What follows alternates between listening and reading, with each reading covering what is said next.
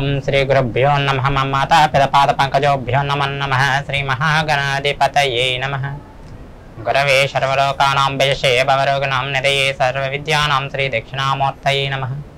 ఈరోజు మనం తెలుసుకోబోయేటువంటి అంశము శ్రీ లలిత త్రిపుర సుందరి దేవికి చైత్రమాసంలో నిర్వహించుకునేటువంటి విశేషమైనటువంటి నవరాత్రి యొక్క మహోత్సవాలు. ఆ మహాదేవికి ఈ 9 రోజులు ఏ విధంగా ఆరాధన చేయాలి ఏమిటనేది తెలుసుకుందాం. చైత్ర పాడ్యమి మొదలు చైత్ర శుక్ల దశమి వరకు జరిగేటువంటి ఈ నవరాత్రులను గుప్త నవరాత్రులు అని అంటారు. చాలామందికి ఆశ్వయుజ మాసంలో వచ్చేటువంటి దుర్గా నవరాత్రులు మాత్రమే పరిచయమై ఉండగా చైత్ర మాసంలో లలితా నవరాత్రులు, ఆషాఢ మాసంలో వారాహి నవరాత్రులు, అలాగే మాఘమాసంలో రాజశ్యామల నవరాత్రులు అత్యంత విశేషంగా నిర్వహించడం అనేది జరుగుతూ ఉంటుంది. ఈ లలితా నవరాత్రుల యందు చైత్రమాసంలో చేస్తూ ఉంటాం. అయితే పాడ్యమి రోజున అంటే మనది తెలుసుకోవాల్సినటువంటి లఘు విశేషం ఏమిటి అంటే సంకల్పం నుంచి మనం తీసుకోవాల్సి ఉంటుంది. సంకల్పంలో మనం చెప్తూ ఉంటాము చాంద్రమానానుసారని అని.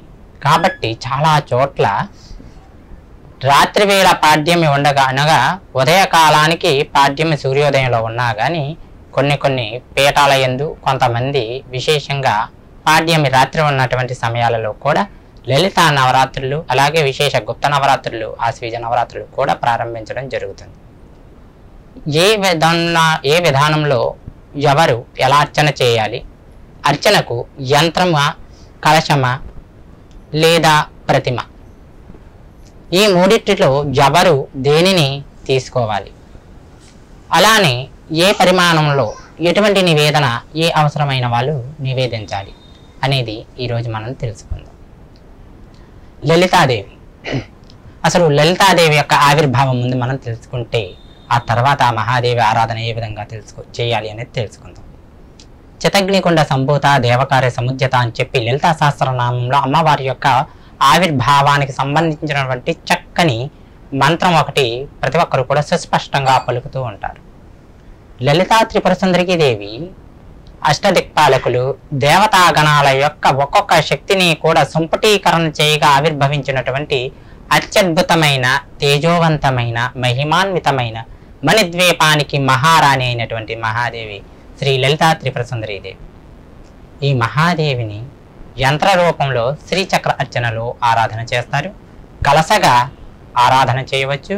అలాగే మనం చెప్పుకున్నట్లుగా అభిషేక పాదుక అలంకరణ అర్చనాదులను నిర్వహించుకునే వారు చక్కగా అమ్మవారి యొక్క ప్రతిమను వారి శక్తి కొద్దీ మన్ను, ఇత్తడి, పంచలోహాలు వారి శక్తి కొద్దీ మిగిలిన లోహాలతో కూడా నిర్మితం చేసుకుని ఆరాధన చేసుకుంటూ ఉంటే మహానుభావులు కొందరు చక్కగా అగ్నిముఖంగా కూడా ఈ 9 రోజులు లలిత సహస్రనామావళితో కానీ పంచాక్షరితో కానీ చక్కగా ఆరాధన హవనాదులు నిర్వహించుకుంటూ ఉండడం అనేది జరుగుతూ ఉంటుంది. యంత్రము ఏ విధానంలో ఆరాధన చేయాలి, కలశ ఎప్పుడు పెట్టుకోవాలి, మూర్తి అభిషేక అర్చనాదులు ఎలా నిర్వహించాలనేది ఇప్పుడు మనం తెలుసుకుందాం.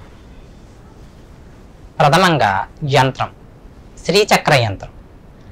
శ్రీచక్ర యంత్రము అలాగే శ్రీచక్ర మేరు అనేసరికి చాలా మందికి కలిగేటువంటి సందేహం. శ్రీచక్ర యంత్రము, శివలింగము రెండిటికి చాలా దగ్గర సత్సంబంధాలు ఉంటాయి. ఏమిటి అంటే ప్రతి ఒక్కరు అడుగుతారు, ఇంటిలో శ్రీచక్రం ఉండవచ్చా లేదా శివలింగం ఉండవచ్చా? స్త్రీమూర్తి సంచరించే ప్రతి ఇంట్లోనే కూడా శ్రీచక్రం ఉన్నట్టే, పురుషుడు తిరిగేటువంటి ప్రతి అంటా కూడా శివలింగం ఉన్నట్టే. ఎక్కడైతే సృష్టి కార్యము జరుగుతూ ఉంటుందో అచట అమ్మ అయ్యలు ఇద్దరు ఉన్నట్టే, వాళ్ళిద్దరే సృష్టికి మూలం. కాబట్టి ప్రతి చోట కూడా శ్రీచక్రము ఉండొచ్చు, శివలింగము ఉండొచ్చు. కానీ అర్చన ఆరాధన విశేషాలు వాటికి తగ్గట్టుగా జరుగుతూ ఉన్నట్లయితే చక్కగా చేసుకోవచ్చు. కాబట్టి యంత్రము శ్రీచక్రము మేరా లేదా భూప్రస్థారం అనేది తీసుకున్నట్లయితే మేరు దగ్గరికి వచ్చేటట్టయితే మేరుకైనా భూప్రస్థారానికైనా నవావరణ అర్చన అని చెప్పి విశేషంగా ఆరాధన జరుగుతూ ఉంటుంది. ఈ నవావరణ అర్చన ప్రతి ఒక్కరూ కూడా చేసుకోవాలి అంటే ఖర్చుతో కూడుకున్నటువంటి పని.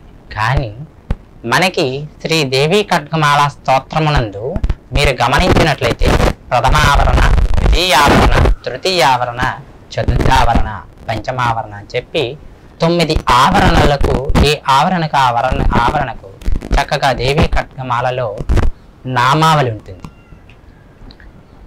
ఆ యంత్ర ఆరాధనలోకి వచ్చేసరికి ఆరాధన చేసేవారు ప్రతిరోజు కూడా సుగంధ ద్రవ్యాలతో అమ్మవారి యంత్రాన్ని అభిషేకించి ఆరాధన చేసుకునేవారు ఉంటారు. లేదా 9 రోజులు కదపకుండా అట్లానే ఉంచి ఆరాధన చేసుకునేవారు కూడా ఉంటారు. దీనిలో విశేషం ఏంటంటే చక్కగా ఎప్పుడూ కూడా కలసలందు కానీ కుంకుమతో ఆరాధన చేసేటప్పుడు కానీ ఒక తీసుకున్నటువంటి చక్కని కుంకుమను అష్టగంధము లేదా జవ్వాది లేదా సుగంధ పరిమళాలను మిశ్రితం చేసి ఈ కుంకుమతో ఆరాధన చేయవలసి ఉంటుంది. ఇలా ఖడ్గమాలతో ఆరాధన చేసిన తరువాత లలితా సహస్రనామావళికి యంత్ర ఆరాధనకు వెళ్ళాలి. కారణం ఏమిటి అంటే అధినాయిక అయినటువంటి లలితాదేవిని ఆరాధన చేశాక చాలామంది దేవి ఖడ్గమాల దగ్గరికి రావడం జరుగుతుంది. ఇలా భూప్రస్థారం శ్రీచక్ర రచనలో కుంకుమను చక్కగా సుగంధ పరిమళాలతో కూడుకున్నటువంటి ద్రవ్యాలను సమ్మిళితం చేసి అమ్మవారికి ఆరాధన చేస్తూ ఉంటారు. అయితే ఈ 9 రోజులు కూడా ఆరాధన చేస్తున్నటువంటి శ్రీచక్ర మహారాజాన్ని ఎక్కడ ఎలా ఆరాధన చేస్తారు అంటే ఈ 9 రోజుల వేక దేవుడి మూలయందు కానీ వ్యాపార వ్యవస్థలందు కానీ నిక్షిప్తం చేసుకోవచ్చు.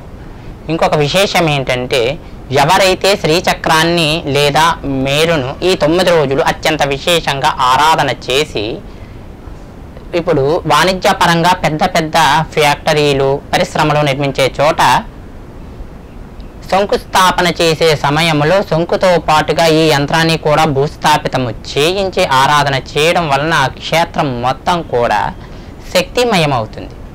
దాని వలన విశేషంగా అక్కడ వాస్తుపరంగా కానీ యజమాని యొక్క గ్రహస్థితుల బట్టి కానీ లేదా అనివార్య కారణముల వల్ల, ఎందుకంటే ఒక వ్యక్తి ఎదుగుదల 10 మందికి అసూయ కలిగించి ఈ కాలంలో కలిగించేటువంటి వివిధ పరమంత్ర పరయంత్ర పరతంత్ర పరకుతంత్రాదులను సంపూర్ణంగా నియంత్రించడానికి చక్కగా నిలబడిపోతుంది శ్రీ మేరు యంత్రం. ఈ విధంగా చేసుకోవచ్చు. అయితే యంత్రం యొక్క పరిమాణము వాడేటువంటి లోహము మీద ఆధారపడి ఈ 9 రోజుల కాలము నివేదన అనేది జరుగుతూ ఉండాలి. ఇది యంత్ర అర్చనలో ఉండేటువంటి విధానం.